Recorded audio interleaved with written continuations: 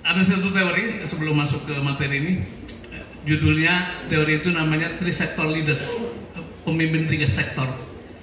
Pemimpin tiga sektor ini adalah pemimpin yang berkesempatan masuk ke berbagai sektor kehidupan. Kan sektor kehidupan ini kan ada private sector, ada public sector, ada NGO atau movement gitu ya. Dan Mas Trisno merupakan salah satu orang yang berkesempatan menjelajahi tiga sektor itu. Tadi mulai karir sebagai guru, orang pendidikan. Ini sebetulnya adalah bagian dari movement sebetulnya. Kemudian pernah di korporasi, pernah bergabung dengan Bosowa, Hasnur dan sebagainya. Saya kira beliau sendiri juga running satu bisnis. Tapi juga pernah mencicipi dunia pemerintahan. Kemarin masuk ke BUMD kan. Orang-orang seperti ini katanya networknya luas, terintegrasi. Kemudian kesiapan naik turun menghadapi ketidakpastian itu tinggi karena habis ini mungkin pindah kerja, turun gaji gitu. Tapi habis ini naik tinggi gitu ya. Nah itu ada kesiapan mental. Tapi yang penting juga adalah orang ini betul-betul pembelajar, long life learner. Dan kita melihat Pak Trisno dari waktu ke waktu sampai punya grup golfman itu luar biasa kan? itu nyebrang horizonnya luar biasa gitu, dan itu artinya terus belajar. Dan ciri yang terakhir adalah Three Sector Leadership itu orang yang skillnya bisa ditransfer, jadi kemampuan kepemimpinannya bisa menggandakan pemimpin baru. Dan saya kira di sini menjadi bukti banyak muncul pemimpin baru yang dikader oleh Pak Trisno. Dalam teori ini dikatakan bahwa di seluruh dunia orang-orang yang berhasil menyelesaikan krisis besar adalah yang masuk dalam kelompok Three Sector Leaders. Saya punya contoh role model yang sangat baik, namanya Profesor Kuntoro Mangkusubroto, baru saja meninggal setahun lalu. Itu Aceh diberesin, PLN diberesin, Business School ITB diberesin, Timah diberesin, itu contoh dari itu semua. Dan bagi semua, saya menyampaikan selamat kepada seluruh tadi yang dipanggil berprestasi, bersertifikat, dan juga kepada yang purna bakti. Saya kalau di sini udah pensiun 3 kali berarti, kan udah 60 tahun sekian gitu. Tapi saya setuju dengan Pak Hamdan tadi. Sebetulnya teman-teman ini kan masih muda-muda dan boleh pensiun satu siklus karir pertama, tapi itulah awal untuk siklus karir kedua. Karir keduanya boleh saja berbakti kepada masalah sosial, bisa juga bekerja di tempat lain, tapi Bapak dan Ibu yang tadi tampil masih sangat muda. Saya boleh izin berdiri, Pak Trisno? Anda.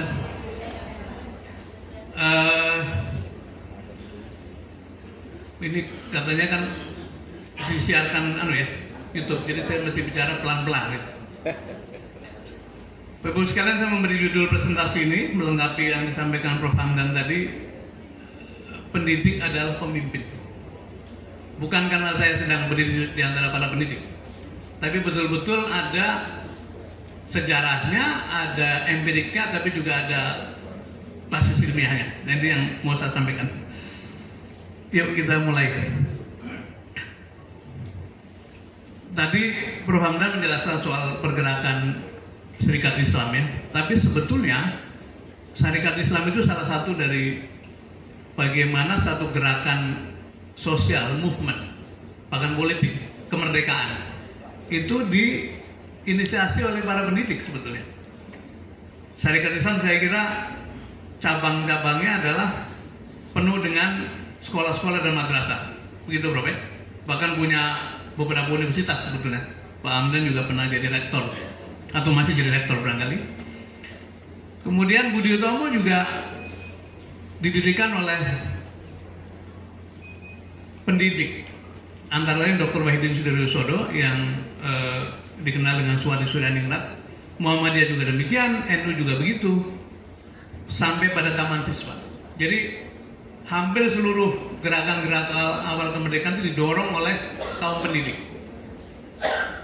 Logikanya apa? Logikanya memang di antara anggota masyarakat, para guru, para pendidiklah yang pengetahuannya lebih luas, yang sensitivitasnya itu lebih tinggi untuk melihat keadaan masyarakat. Nah, ini slide berikut ini memberikan bukti lagi bahwa orang-orang ini adalah orang-orang yang punya background, punya latar belakang sebagai pendidik juga. Dari mulai Bung Hatta, Bung Karno, Panglima Sudirman itu mulainya dari guru SD Muhammadiyah di Cilacap. Tan Malaka juga begitu, jangan tanya soal Ki Hajar Dewantoro, sampai Ibu Era Kartini, Dewi Sartika, Kiai Hasim, Basim, sampai Ahmad Dahlan. Jadi ada roots yang, ada akar yang sangat kuat antara pendidikan dengan pergerakan. Makanya kalau Pak Trisno sangat ngotot untuk menjadikan Bakti Mulia atau dimanapun beliau ditempatkan menjadi organisasi gerakan, itu sangat bisa dipahami. Kita sudah dalam industri tanda kutip pendidikan, kenapa tidak sedikit melangkah menjadi satu pergerakan? Saya sering katakan begini Pak Hamdan di dalam berbagai forum training management leadership. Datang ke kantor jam 6, jam 7 pagi, pulang jam 5 atau jam berapapun kalian kembali, saya bilang capeknya sama, waktu yang di-spend sama, ongkosnya sama, tapi kalau niatnya sekedar memenuhi kewajiban, itu hasilnya beda. Kalau niatnya betul-betul sebagai satu orang yang punya aktivisme, yang dedicated, yang punya passion mengerjakan itu semua. Tadi dikatakan Pak Trisno bahwa jangan jadi minimalis, jangan hanya memenuhi kewajiban. Minimalis itu hanya bagus untuk gaya arsitektur. Arsitektur minimalis kan bagus Pak, tapi untuk pekerjaan nggak ada bagus-bagusnya kalau hanya minimalis itu. Sekedar memenuhi kewajiban, sekedar memecahkan kewajiban. Jadi kembali dua slide ini memberikan pesan pada Ibu Bapak bahwa we have a strong roots. Kita punya akar yang sangat kuat bahwa dunia pendidikan sangat dekat dengan pergerakan dan kepemimpinan. Nah, tinggal nanti menuju ke sana seperti apa. MOU tadi adalah merupakan garis awal bagaimana kita mengkonvert atau memperkaya kemampuan dari kepemimpinan para guru dan nanti kepala sekolah atau menjadi kepala sekolah. Tapi lebih dari itu adalah kepemimpinan yang sifatnya menggerakkan keseluruhan. Gitu. Nah, ini bisa diambil dari teori, tapi juga bisa diambil dari pengamatan, dari empirik. Saya menerjemahkan kepemimpinan itu bukan soal posisi, bukan jabatan, tapi perilaku, tapi nilai-nilai, karakter. Tadi Pak Hamdan juga mengatakan begitu, attitude. Jadi siapapun yang punya karakter, punya kemampuan, punya skill, punya behavior seperti ini, maka dia pemimpin dengan atau tanpa jabatan. Orang-orang yang punya keterampilan mengambil keputusan, decisif, orang-orang yang tenang dalam keadaan krisis, orang-orang yang punya visi jauh ke depan, orang-orang yang punya confidence level yang tinggi, dan punya keberanian menerobos, keberanian mengambil risiko, orang-orang yang menjaga terus kompetensinya, orang-orang yang memiliki strong drive untuk sukses, untuk berhasil, yang menjaga kredibilitas, jujur, tadi integritas segala macam, yang memiliki kemampuan berkonsep sampai pada orang-orang yang memiliki loyalitas dan tanggung jawab tinggi.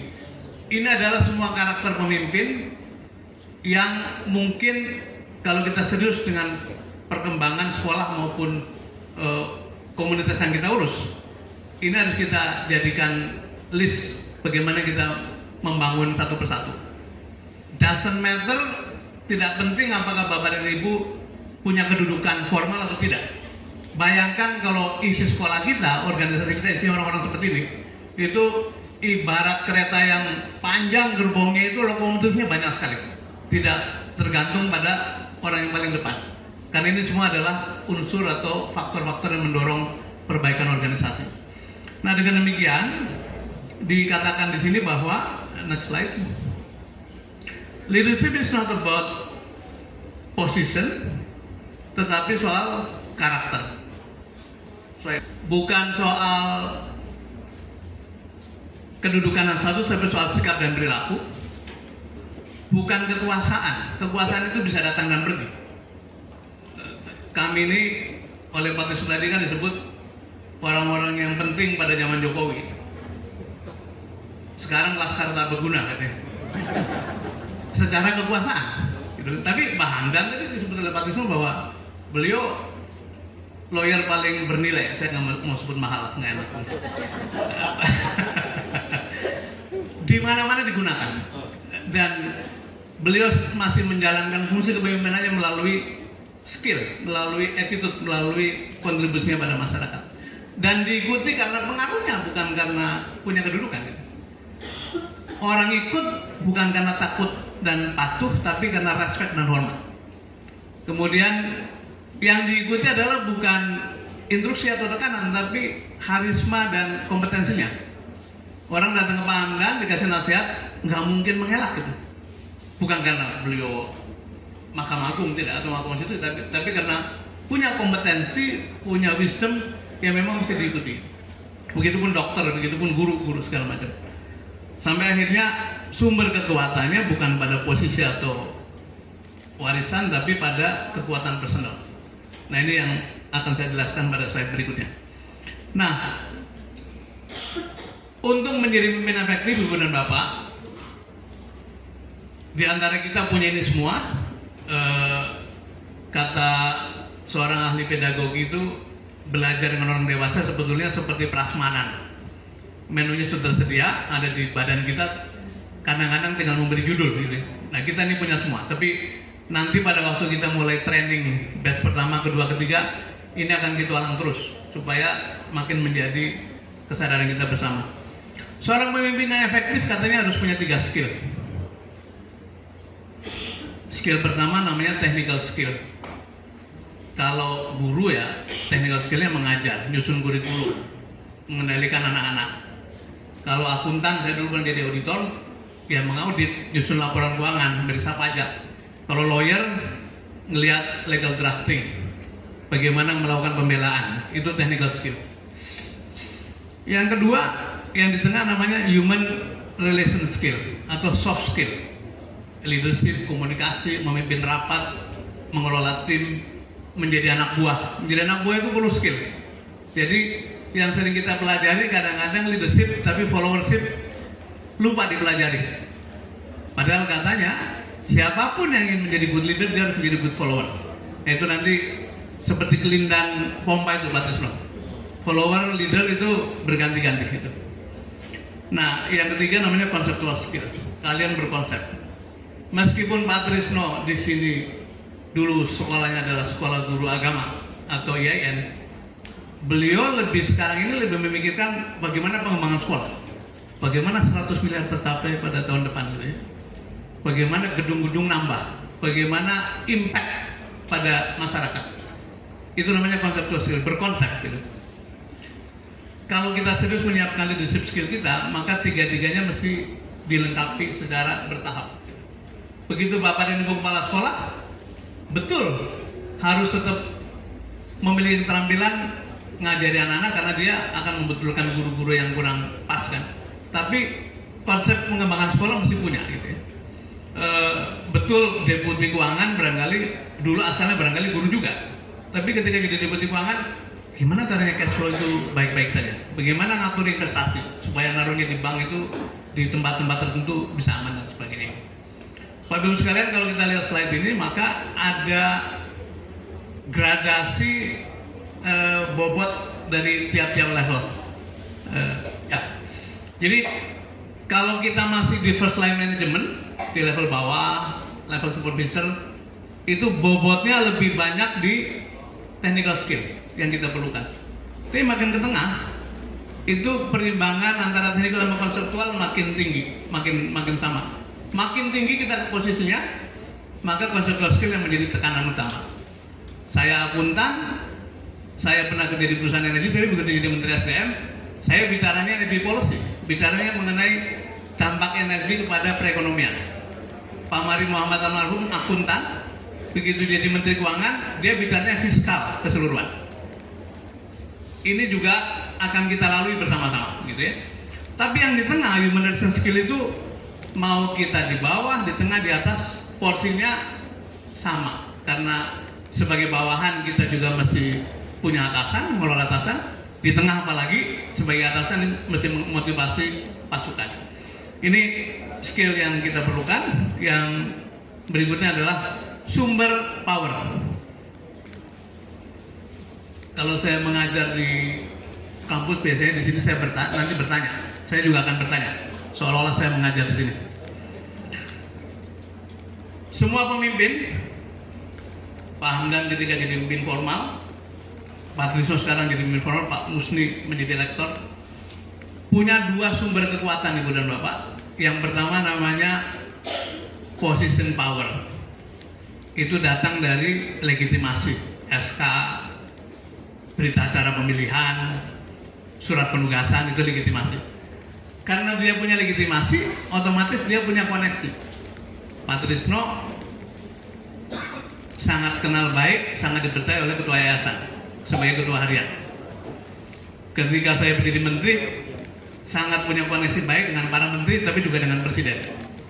Ketika Pak Musni menjadi rektor, sangat kenal baik sama Dikti maupun ketua yayasan.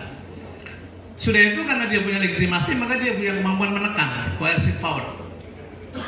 Yang melanggar disanksi, yang terlambat dipotong gajinya misalnya gitu ya, yang korup dipecat, itu coercive. Nah yang terakhir adalah reward power, yang berprestasi dikasih bonus, yang berpotensi dinaikkan pangkatnya, yang punya keterampilan belajar tinggi disekolahkan, itu reward power. Semua ini Bapak Ibu sekalian datang dari posisi. Kalau Bapak dan Ibu tidak punya posisi, nggak bisa memberi ini semua, betul nggak? Jadi legitimasi, connection, coercive, reward. Sumber kekuatan kedua datang dari namanya personal power.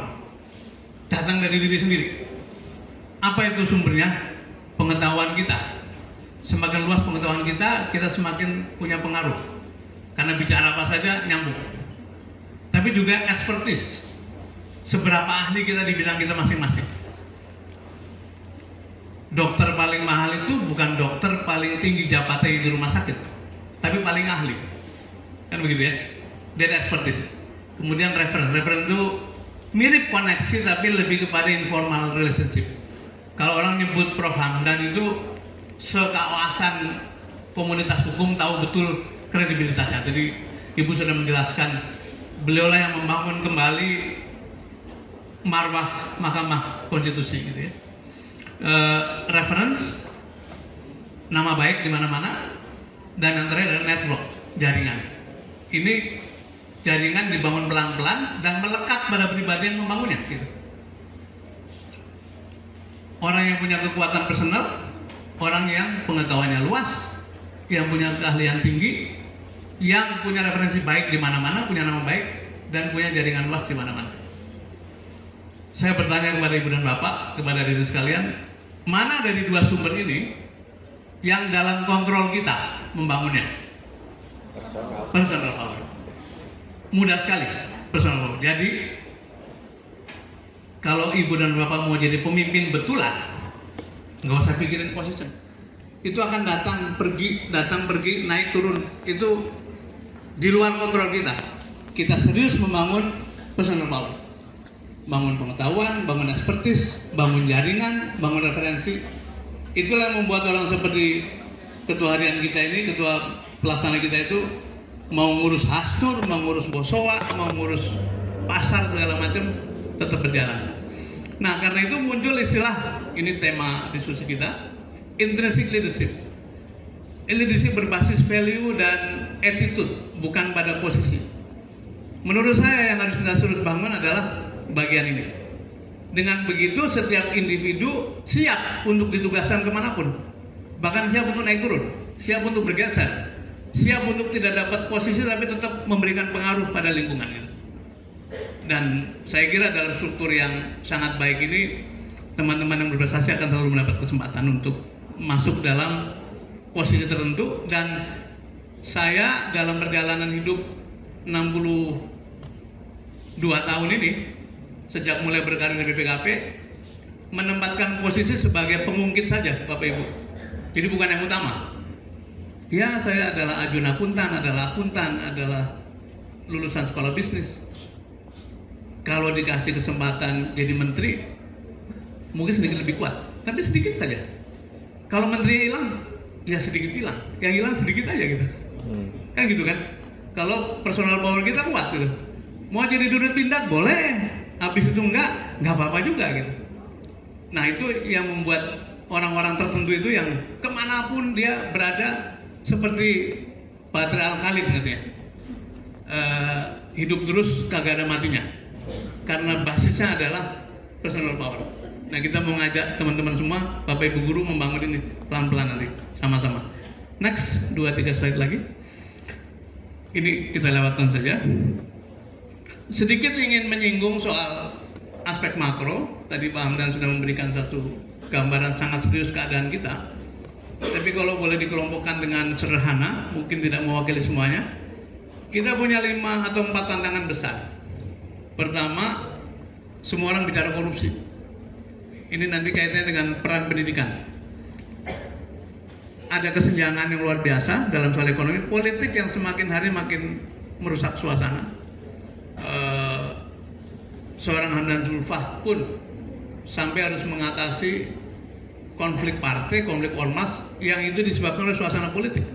Suasana politiknya tidak membiarkan organisasi utuh untuk berkembang sebagaimana adanya. Dan terakhir adalah global pressure. 2 contoh saja yang akan saya sampaikan. Nomor 1, ini kita lihat grafik ini, ekonominya naik lumayan baik terus menerus, tetapi yang hijau ekonomi, kue ekonomi tidak diurus, tidak dibagi dengan proper. Tandanya apa? Tandanya karena institusinya menurun. Dibuktikan dengan indeks persepsi korupsi makin turun, artinya penegakan hukum, keadilan, transparansi itu memburuk. Satu lagi, indeks demokrasi juga menurun. Apakah partai politik berfungsi sebagai partai politik? Saya kok sekarang ini makin tidak yakin. Apakah parlemen berfungsi sebagai parlemen? Saya juga tidak yakin. Apakah aparat keamanan berfungsi melindungi dan melayani? Saya juga makin tidak yakin. Jadi institusinya memburuk, ekonominya naik, akibatnya kue ekonomi membesar itu tidak dipakai untuk memakmurkan rakyat keseluruhan, tapi dinikmati oleh sebagian kecil saja. Nah itu yang menjadi risiko besar bagi perjalanan kita ke depan. Contoh kedua saya bacakan, ada satu artikel ditulis oleh Prof. Sonika dan tadi dimuat di Kompas. Dimulai dengan kalimat begini, Bapak Ibu sekalian. Judulnya adalah "Masih Perlukah Negara Indonesia?" Agak provokatif ya. Kalimat pembukanya, pertanyaan di atas muncul dari latar belakang kegelisahan penulis atas kondisi kehidupan kenegaraan kita belakangan ini. Berbagai fenomena sosial politik cukup mengkhawatirkan dan menggelisahkan. Polisi tembak polisi, polisi tembak warga sipil tidak bersalah ditangkap tanpa diadili, hakim membebaskan tersangka pembunuh pacarnya, polisi dan aparat keamanan dijadikan alat politik oleh mantan penguasa. Ini yang nulis orang teras di satu partai besar yang pernah ada dalam kekuasaan. Hak rakyat sipil, khususnya masyarakat adat, hidup turun-temurun dirampas secara brutal bahkan oleh aparat yang dibayar pengusaha. Pemilu bukan agenda demokrasi untuk memberi ruang politik agar secara bebas rakyat memilih, tapi dijadikan alat untuk melanggengkan kekuasaan dan seterusnya. 2 ini tantangan besar yang nanti pengaruhnya pada, ya barangkali kami ini sudah kita asar ke maghrib ya Pak Hamdan. Asar barangkali ya, maghrib masih sebentar lagi, maghrib bisa, tahajud lewat sudah gitu. Tapi bagi sebagian di depan saya ini, di depan kami ini masih panjang, apalagi anak cucu gitu. Jadi kita berhadapan dengan tantangan besar bagaimana kelangsungan kita sebagai bangsa. Kebetulan saja kita bersyukur ada di lingkungan Pondok Indah ya, dan nyebrang Pondok Indah yang pemilik atau pendiri sekolah ini juga orang-orang yang punya kelonggaran karena masa perjuangan mereka dahulu. Tapi bagaimana dengan orang-orang biasa yang jumlahnya kelas menengah 10 juta jumlahnya turun derajat karena segala macam beban gitu. Itu artinya yang miskin makin nambah. 40% paling bawah itu antara hidup dan tidak hidup tuh di perbatasan. Kami kadang-kadang suka sangat prihatin melihat di jalanan penuh dengan tukang-tukang gojek gitu ya. Bukan pekerjaan tidak mulia, itu mulia, tapi itu bayangkan kalau sakit sudah tidak dapat nafkah, tidak dapat kesehatan, apalagi pendidikan gitu. Dan orang seperti itu jumlahnya jutaan barangkali. Dan sebagian diantaranya adalah sarjana. Jadi ini adalah akibat dari memburuknya institusi, kemudian kue ekonominya diambil oleh hanya sebagian kecil masyarakat. Nah sekarang saya akan kembali pada urusan pendidikan. 2 slide terakhir. Mari kita terus kunyah-kunyah, Ibu dan Bapak. Apa sebenarnya tujuan pendidikan nasional? Nanti ada kaitannya dengan peran kepemimpinan kita, our leadership role. Ya. Di sini dikatakan pendidikan nasional berfungsi untuk mengembangkan kemampuan dan membentuk watak serta peradaban. Jadi nggak ngomong skill dulu. Tadi Pak Amdan sudah memberikan garis bawah.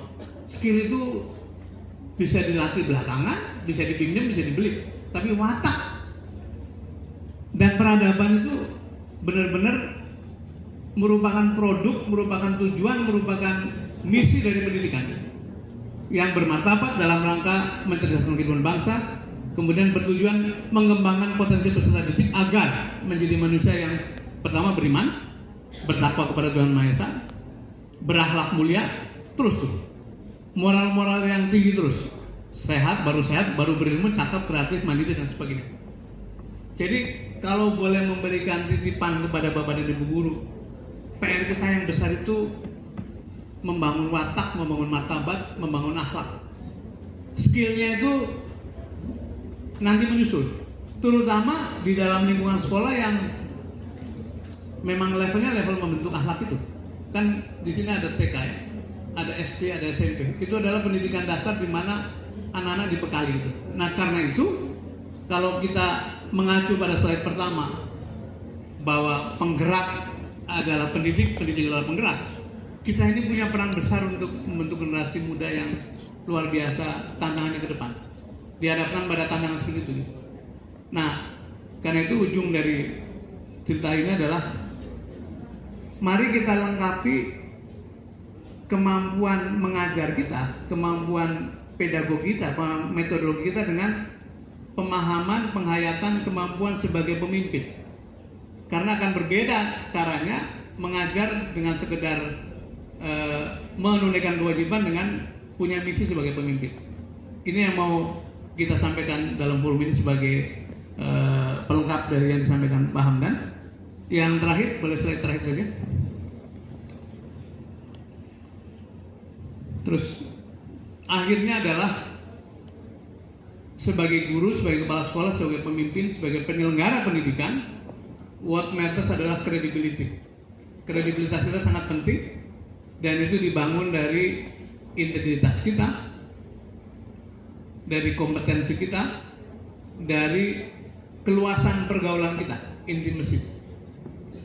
Tapi sehebat-hebatnya integritas orang, sehebat-hebatnya kompetensi orang, seluas pergaulan, kalau didominasi oleh self interest, bubar semua itu. Jadi kalau kita mau membangun kredibilitas, pertama jaga integritas sekuat-kuatnya, terus bangun kompetensi, belajar tanpa henti, perluas jejaring, tapi benamkan interest pribadi.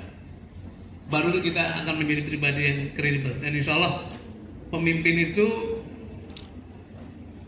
adalah bukan soal posisi pangkat, tapi soal credibility, soal attitude. Dan kita semua punya beban, punya tanggung jawab untuk menjadi pemimpin di bidang kita masing-masing, terutama di dalam pendidikan. Mungkin itu Bu Moderator, terima kasih. Saya kembalikan.